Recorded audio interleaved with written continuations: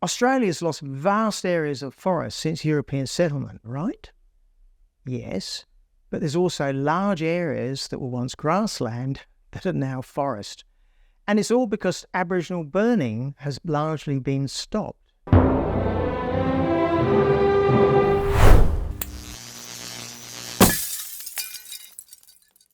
Now, of course, there's a huge amount of clearing that's occurred in Australia to make way for agriculture and the building of cities.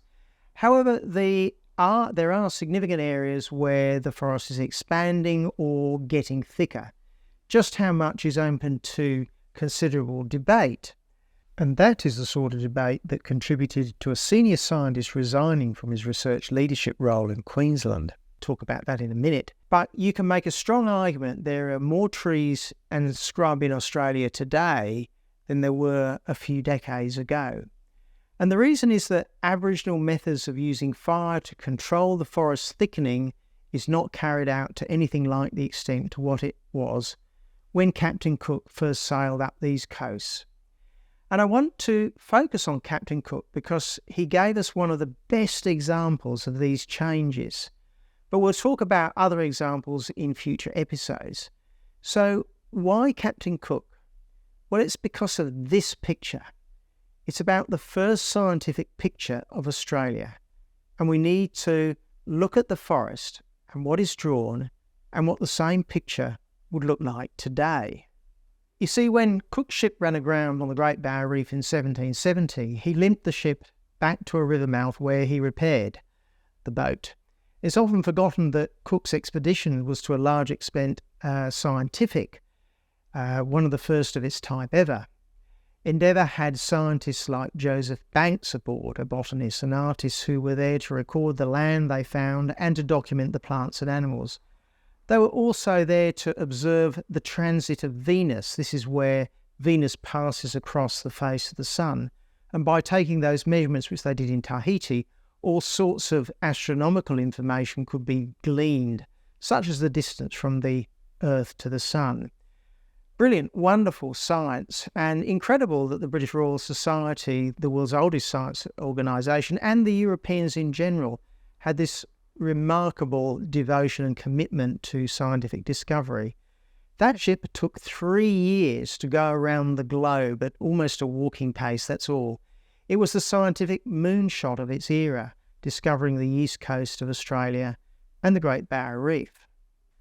Now, you might think that I've got a bit sidetracked, and I did a bit because I'm a huge fan of James Cook, but this is very important because I want you to see that when Cook and his crew observed things, they were doing it as scientists whose job was to record what they saw.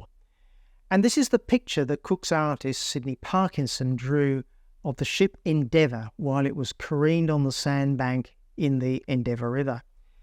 It seems to be a very accurate portrayal because Cook's log noted that the top foremast of the boat had been taken off the front end and laid on the beach, and you can see it here.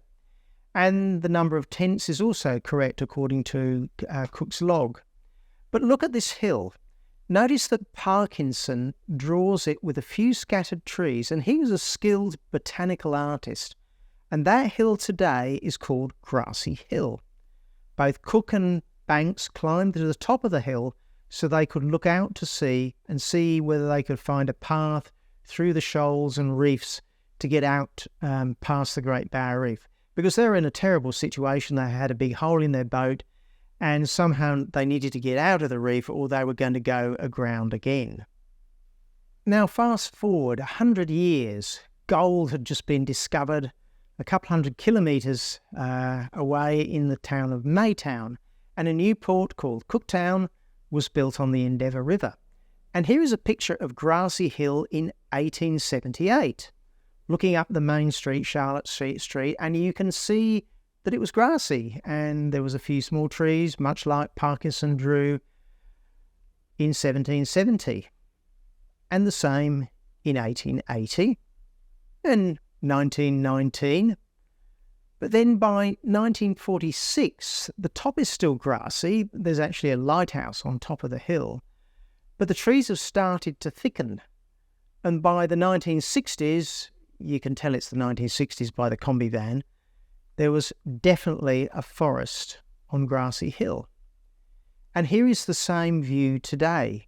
Grassy Hill is a low rainforest, no matter which angle you look at it. Now, Joseph Banks wrote that he went upon one of the highest hills over the harbour, from which I had a perfect view of the inlet or river. This is what he would have seen today. So why? Why is it that it's changed so much? Why so many trees nowadays?